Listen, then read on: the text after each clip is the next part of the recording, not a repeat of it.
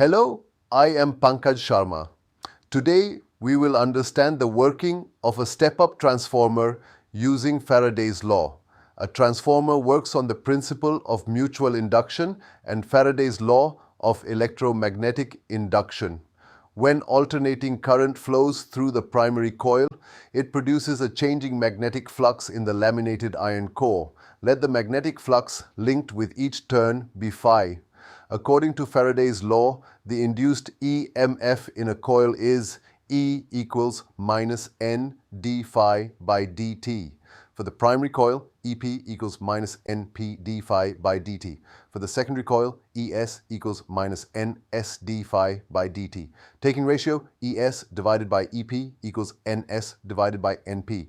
This gives the transformer equation Vs divided by Vp equals Ns divided by Np. In a step-up transformer, Ns is greater than Np. Therefore, secondary voltage is greater than primary voltage. Since input power equals output power, Vpip equals Vsis. So when voltage increases, current decreases. Some energy is lost due to copper loss and eddy current loss, but the transformer does not violate conservation of energy. It only transfers energy from one voltage level to another.